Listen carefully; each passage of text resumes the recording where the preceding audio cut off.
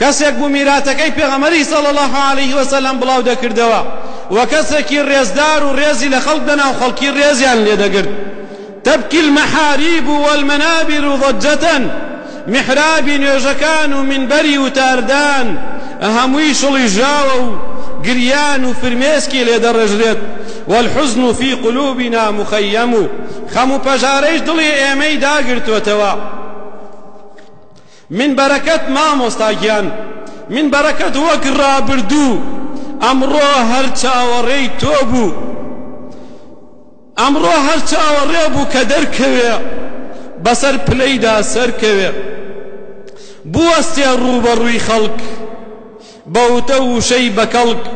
بەڵام منبەر تۆ بێ ئاگای گۆڕاوە شوێن و منزڵگای، گۆڕستانی پەنجاعەلی بووە بە شوێن و منزلی. ئەو مانگەی حەزت کرد هەڵبێ لە جومعەدا بەرەو ڕوود بێ، ئەو مانگە کۆچی کرد و ڕۆی ئێمەش وەک تۆ خەمبارین بۆی. هۆ من بەرەکەی مامۆستای بەناحەق کوژراو، هۆ من بەرەکەی مامۆستای بەناحەق کوژراو، ئێمەش وەک تۆ جەرگ سوتاو.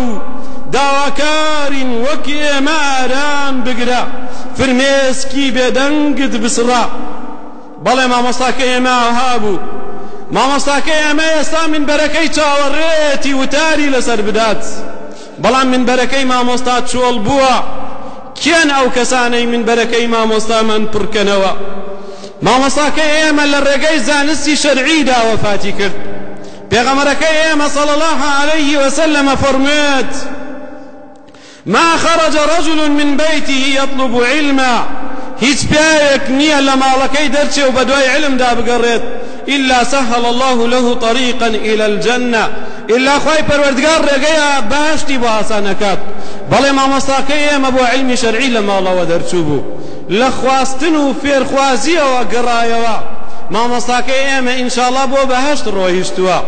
ئێمە ئومێدمان بەخوا هەیە پلەی شەهادەتی بەنسیب بکە، بەڵام ئەوەی کە ئێمەی بێتاقەت و غەمبار کردووە مامۆستا بۆشایی بۆ ئێمە بەجێهێشتووە.